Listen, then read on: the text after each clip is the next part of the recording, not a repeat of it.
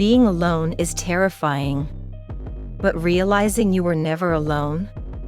That's worse. Madeline thought she was the only one left. But then, the footsteps started. Slow. Heavy. And getting closer. She wasn't alone. There was something or someone there. And now? She had to run. Chapter 4: The Door That Shouldn't Exist. Madeline's stomach twisted into knots. That was her voice. But it wasn't coming from her throat. It echoed from the slightly open maintenance door at the far end of the platform. Come inside, Madeline. The words slithered through the air, soft and inviting. Too inviting. Her whole body screamed a no.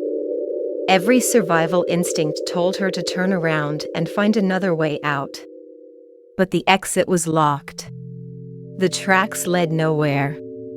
And behind her, the stairwell loomed with the memory of those faceless things. What choice did she have? She took a slow step forward. Then another. The closer she got, the colder the air became.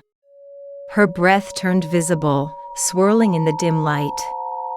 Something was wrong. A strange sound crawled through the crack in the door. Drip.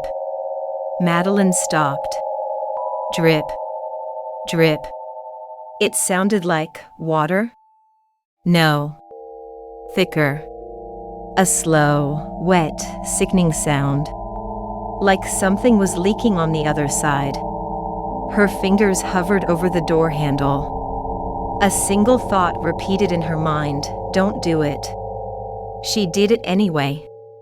The door groaned as it swung open, revealing pitch-black nothingness. A dense void stretched before her, endless and swallowing all light. Then, at the very edge of her vision, something moved. Her own reflection stepped out of the darkness. Madeline's breath hitched. It was her. But it wasn't her. Not at all.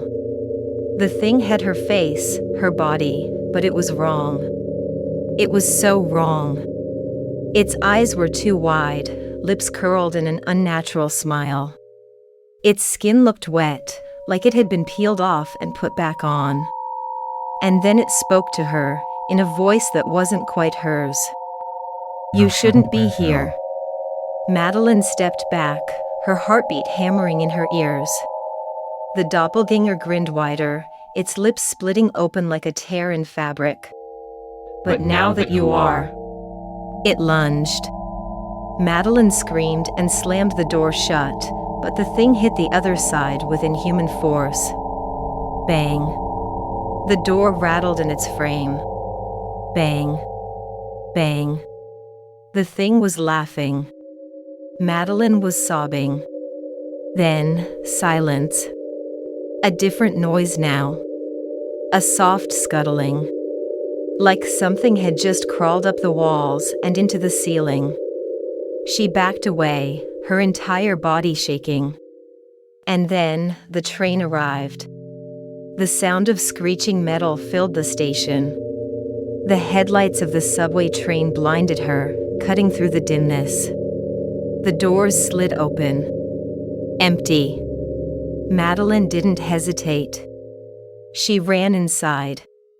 The doors snapped shut behind her. The train lurched forward. She collapsed into a seat, chest rising and falling, her mind still reeling. But she was safe now. Right? Deep down she knew the answer. It was not good. Then, slowly, the train lights flickered. And across from her, someone was sitting in the empty seat staring blankly in her direction. A woman. Dripping wet. Smiling. Her own face staring back at her.